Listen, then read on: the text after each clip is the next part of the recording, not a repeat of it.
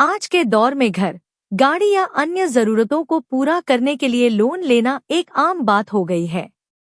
Bank loan देने से पहले व्यक्ति की क्रेडिट हिस्ट्री, आय सोर्स और रीपेमेंट कैपेसिटी को ध्यान में रखते हैं। लेकिन अगर लोन लेने वाले व्यक्ति की मृत्यु हो जाती है, तो सवाल उठता है कि उसका कर्ज कौन चुकाएगा?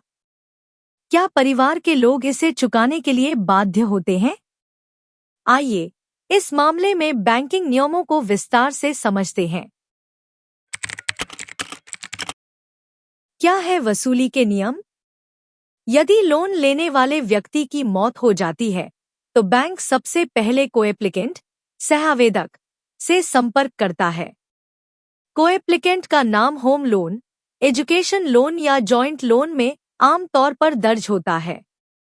अगर कोएप्लिकेंट कर्ज चुकाने में असमर्थ होता है, तो बैंक गारंटर से संपर्क करता है।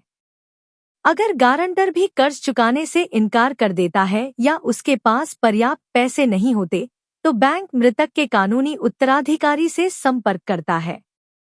इसमें मृतक के परिवार के सदस्य, जैसे पत्नी, बच्चे या माता-पिता शामिल हो सकते हैं। बैंक उन्हें लोन चुकाने की जिम्मेदारी निभाने के लिए कहता है।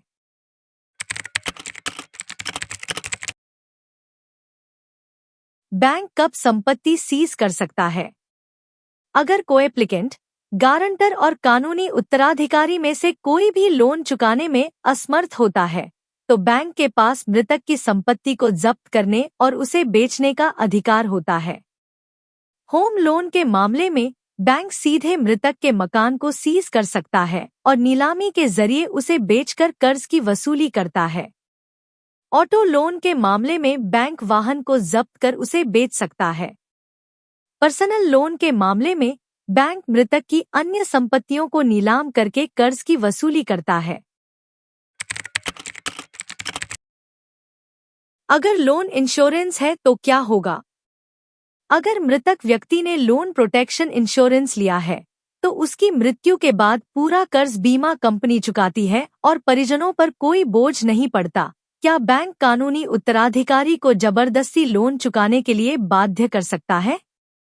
अगर कानूनी उत्तराधिकारी ने मृतक की संपत्ति को उत्तराधिकार में स्वीकार नहीं किया है, तो वह लोन चुकाने के लिए बाध्य नहीं है। लेकिन अगर उसने संपत्ति स्वीकार कर ली है, तो उसे कर्ज चुकाना होगा।